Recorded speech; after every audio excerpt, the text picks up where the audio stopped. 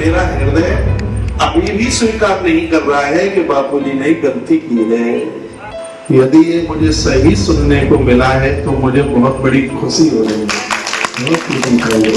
बापूजी के शिष्य मेरे सड़क पर खड़े दिखाई देते, धरना धरते और भी कुछ ऐसा करते जिससे इस देश को बहुत बड़ी दिक्कत और परेशानी हो सकती थी। मैंने कहा उनको बदनाम करने में सबसे बड़ा हाथ तो तुम्हारा रहा है। ऐसी स्थिति परिस्थिति में भी और उनके साधक कस से मस नहीं हुए हैं। मेरी व्यासपीठ से कहे हुए वाक्यों ने बापूजी के साधकों को एक बहुत बड़ी ताकत दी होगी। तो मेरी तो भावना ये कहती है कि मैं एक आश्रम में नहीं, मैं एक तीर्थ यात्रा करती हूँ।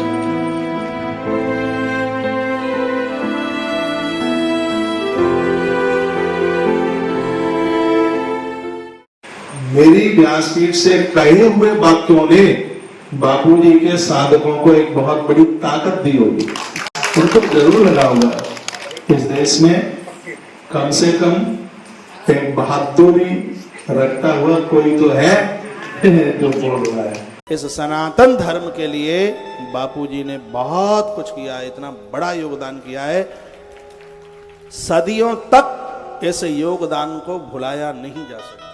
मैंने पूर्व में भी बोला है, फिर बोल रहा हूं, बापूजी इंसान नहीं भगवान है। भगवान भगवान भगवान जिन्होंने इस धरती के लिए इतना अद्भुत कार्य किया और इस धरती के लोग उनके उस ऋण से, उनके किए गए कार्यों से कभी ऋण नहीं हो सकते। ये उस महापुरुष की बात कर रहा हूं जिसने लाखों लोगों को ईसाई बनने से रोका, जिन्होंने लाखों लाखों लोगों को मुसलमान बनने से रोका। ये मैं उस महापुरुष की बात कर रहा हूं जो चादर और फादर का हितैषी नहीं, वो हनुमान, बजरंगबली और महादेव का हितैषी रहा। मेरी उनके प्रति बड़ी आस्था है, मेरी उनके प्रति बड़ी श्रद्धा है। मेरी कभी उनकी मुलाकात नहीं हुई बाई फेस, हम कभी आमने सामने मिले नहीं, लेकिन मैंने उनके विचार पढ़े। ऐसे ही बोलता रहता है क्योंकि मेरा हृदय अभी भी स्वीकार नहीं कर रहा है कि बापूजी ने गलती की है। मैं अपने हृदय की बात मानता हूं। ऐसी स्थिति परिस्थिति में भी और उनके साधक कस से मस नहीं हुए हैं। और इसी को कहा जाता है कि शिष्य कैसा होना चाहिए। शिष्य की परिभाषा है जो गुरु के अनुशासन में रहता है। आप बड़े अनुशासित हैं। यदि बापूजी के शिष्य अनुशासित न होते तो ये सड़क पर खड़े दिखाई देते, ये धरना धरते और भी कुछ ऐसा करते जिससे इस देश को बहुत बड़ी दिक्कत और परेशानी हो सकती थी। लेकिन उनके गुरु ने उन्हें एक ऐसे संस्कार दिए हैं जिन्होंने इस देश को किसी भी प्रकार से आप लोगों ने नुकसान नहीं होने दिया। आप सहन करते रहे हैं। सहन करने की भी एक सीमा होती है और आपने जितना सहन किया है, मुझे लगता है कि यह ही आपकी बड़ी शिष्यता है और आपने वो पूरा करके बताया है। एक दिन मैं सोशल मीडिया पर देख रहा था कोई कार्यक्रम, उसमें लिखा था कि बापूजी को बेल मिली और वो दवाई के लिए मुंबई की तरफ जा रहे हैं। तो मैंने उसमें नीचे एक मैसेज लिखा था अपनी आईडी से, यदि ये मुझे सही सुनने को मिला है तो मुझे बहुत बड़ी खुशी हो रही है।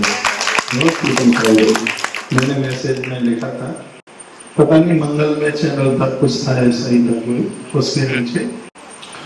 और ये बात मेरे गले से नहीं उतरती क्योंकि इनकी युवा अवस्था में कभी कुछ ऐसा सुनने को कभी मिला नहीं है। और मैंने एक दिन बोला था कि किसी ने मुझे कहा था कि आप उनका समर्थन करते हो। मैंने कहा उनको बदनाम करने में सबसे बड़ा हाथ तो तुम्हारा रहा है। साधुओं ने तो किसी ने उनके ऊपर कोई ऐसी बात बिल्कुल उठाई नहीं है कि जिस श्रद्धा को लिए आप बैठे हैं, इस श्रद्धा को अपने आप से कभी ओझल मत होने देना, क्योंकि गुरु शरीर नहीं, गुरु तत्व होता है, एक व्यापक तत्व है। ये जल की तरह है, अग्नि की तरह है, वायु की तरह है, वो हवा की तरह है और ये पानी की तरह है। वो हमारा कल्याण करने के लिए धरती पर आकर के विग्रह धारण करते हैं।